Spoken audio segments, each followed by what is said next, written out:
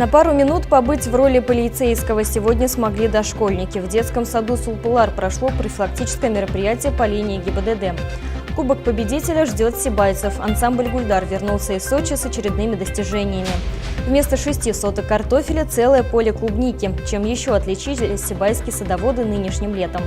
Теперь об этом и другом более подробно в эфире выпуск новостей в студии Наиля Ахмедшина. Здравствуйте. В сводках правоохранительных органов ежедневно фигурируют дорожно-транспортные происшествия и нередко с участием детей. Травмы различной степени тяжести несовершеннолетние получают и в качестве пешеходов, и в качестве пассажиров. Так, в Сибае с начала этого года произошло 2 дорожно-транспортных происшествия, в которых пострадали 3 детей. 2 из них перебегали дорогу в неположенном месте. Еще один, находясь за рулем скутера, не справился с управлением и совершил опрокидывание. Предотвратить и предупредить подобные случаи призвана профилактическая работа, которая регулярно проводится сотрудниками ГИБДД. Так, сегодня очередное такое мероприятие прошло для ребят из детского сада Сулпылар. Настоящая полицейская машина, проблесковые маячки, звуковые сигналы. А главное – возможность изучить салон автомобиля изнутри и даже поговорить в громкоговоритель. После таких ярких впечатлений практически каждый второй ребенок на вопрос «Кем ты хочешь стать в будущем?» с гордостью отвечает – полицейским. В такой неформальной обстановке проходит каждое мероприятие, организованное сотрудниками ГИБДД в рамках пропаганды безопасности дорожного движения. Данное мероприятие проводим мы регулярно. Особенно в летнее время проводим в детских садах, так как большая часть детей постоянно ходят в детские сады, как родители находятся на работе все время.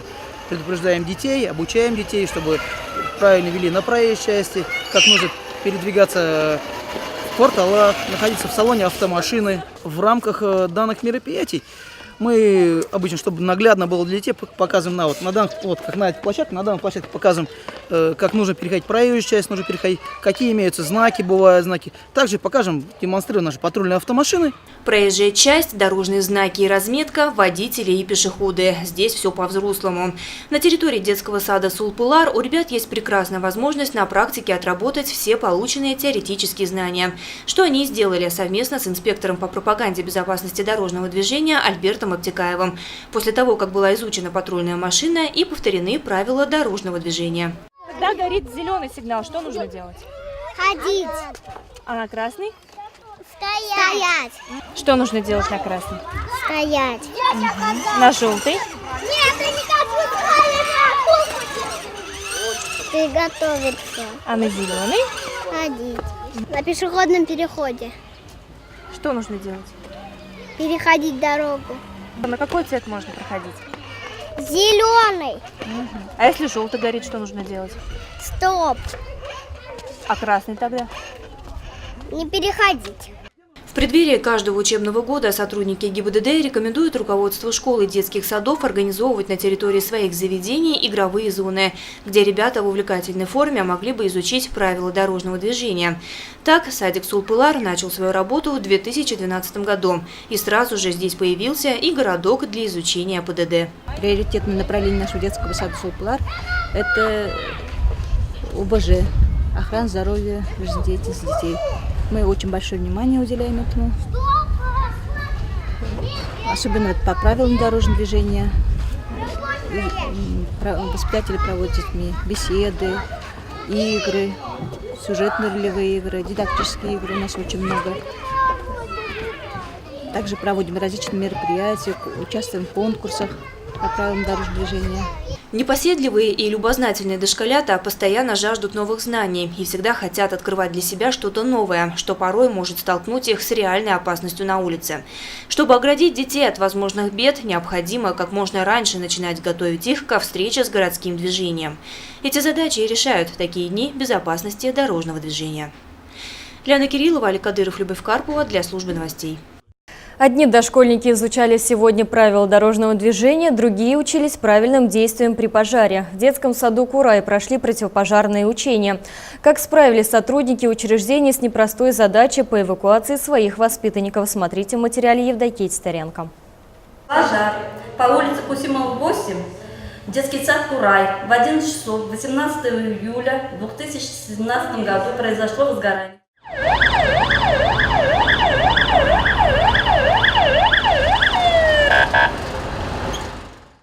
спасатели, медработники и пожарные всегда оперативно оказываются на месте возникновения чрезвычайной ситуации, будь то настоящее происшествие или же просто учение. Сегодня они отреагировали на сигнал тревоги, поступивший из детского сада «Курай». По сценарию учения возгорание произошло в столовой дошкольного учреждения на первом этаже.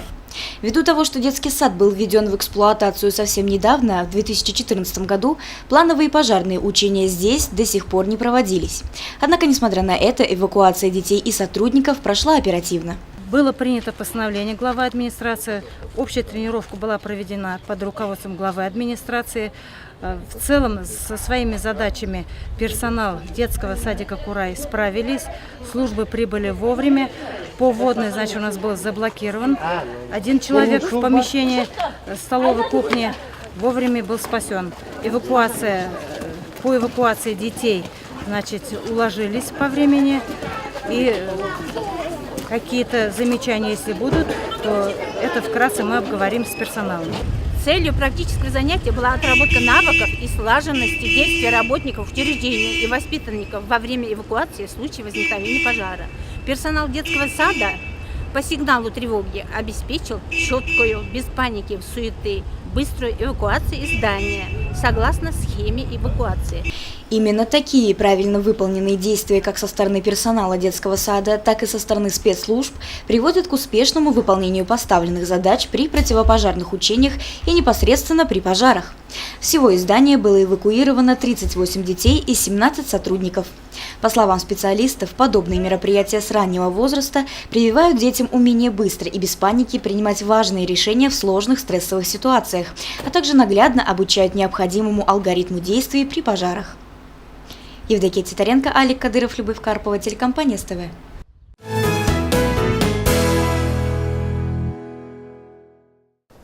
Почта России не стала повышать тарифы на очередную подписную кампанию, сообщили в Управлении Федеральной почтовой связи Республики Башкортостан.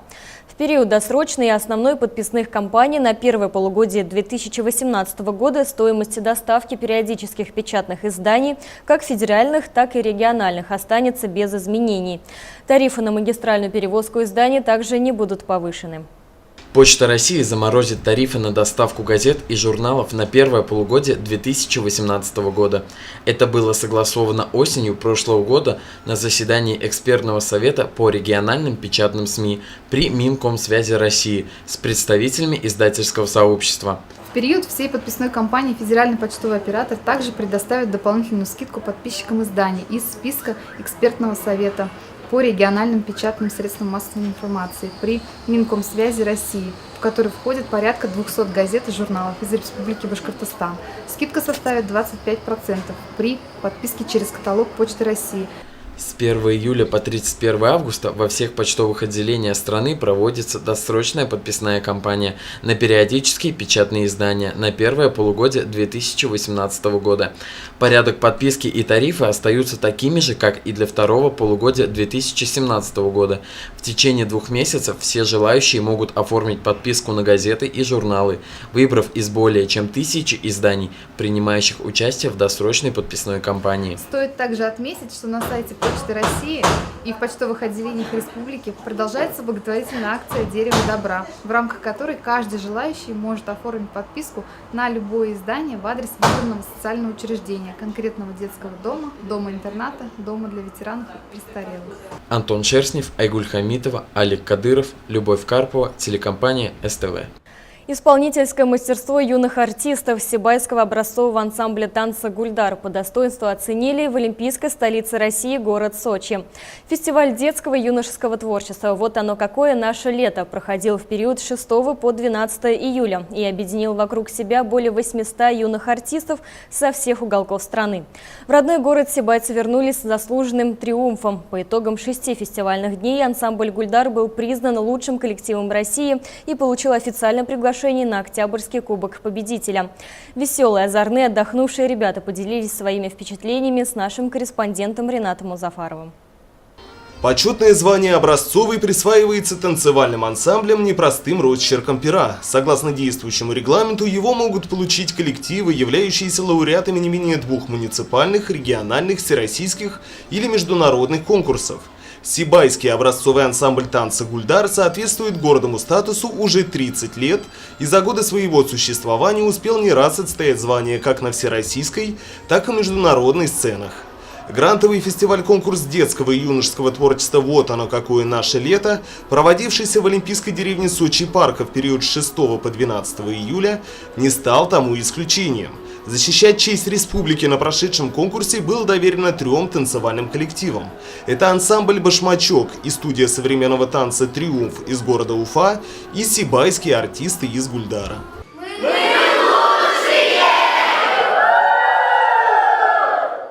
Впечатления были очень хорошие, особенно когда другие поддерживали и прям хотела всем доказать то, что мы лучшие, и то, что, ну вот, посмотрите все на нас, гордость прям захватывала.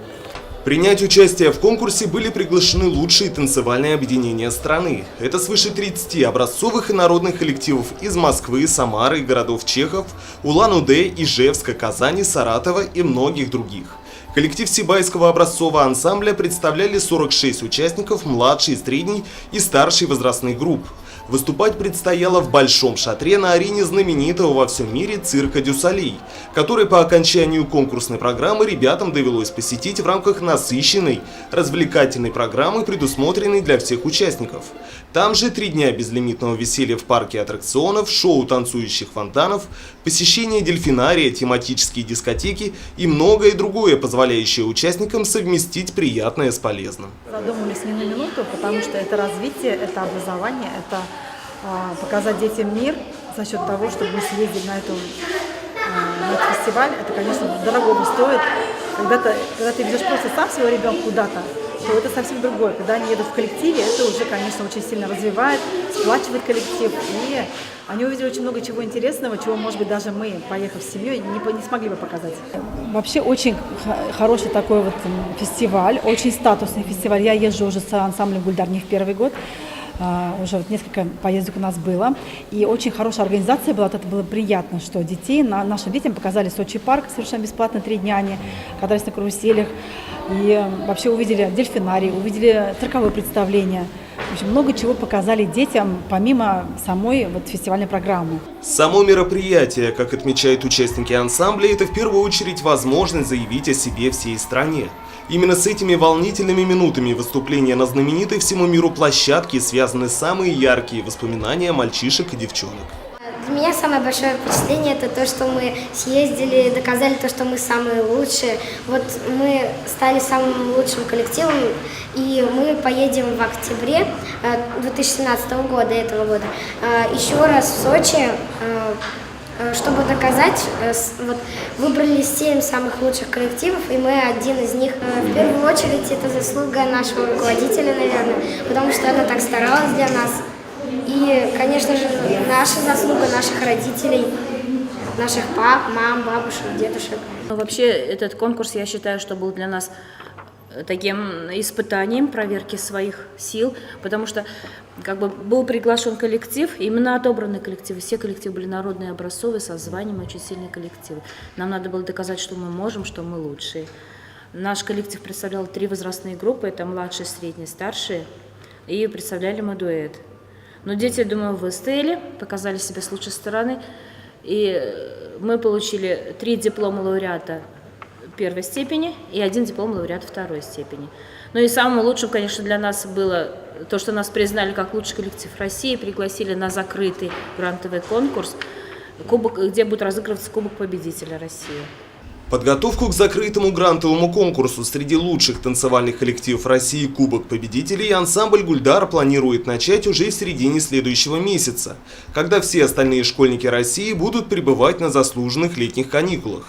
Впрочем, сами ребята по этому поводу нисколько не расстраиваются, ведь им предстоит возможность вновь доказать себе и всему миру, что старание и трудолюбие – верный путь к вершинам танцевального Олимпа. Ринат Музафаров, Руслан Кравцов, Любовь Карпова, телекомпания СТВ. И последнее. Лето, солнце, огород. Именно такое сочетание предпочитают сибайские садоводы. Каждый из них старается сделать свой участок особенным, начиная с внешнего вида и заканчивая собственными методами ухода за растениями. О нестандартных подходах к выращиванию садовых культур в материале моих коллег. Картофель, огурцы, помидоры – все эти привычные для наших краев овощи сегодняшнему герою порядком наскучили. Желание чего-то необычного и интересного натолкнуло Сергея Половнева на мысль засадить весь огород ягодой. К делу садовод подошел с энтузиазмом. Вся рассада была заказана и привезена из Голландии. Вся ягода, которая здесь посажена, это голландские сорта. Вот. Ну, решили попробовать. Если все-таки приживется, так скажем, заморская ягода в наших краях, то есть такая затея посадить 10 тысяч кустиков. На данный момент здесь посажено 800 кустов. Большое поле требует большого ухода, много времени и сил. Но и эти проблемы были решены не совсем обычным способом. На своем участке Сергей Владимирович смог воплотить давнишнюю идею – систему капельного полива, при которой вода поступает непосредственно каждому кустику, тем самым повышая шансы на хороший урожай. Детали для такой системы наш герой заказывал по интернету и собирал собственноручно. Опробовать первые плоды такого подхода он планирует уже в августе. Интерес к садоводству передался и сыну Сергея Половнева Артему. Юноша решил не ограничиваться ягодами и пойти еще дальше.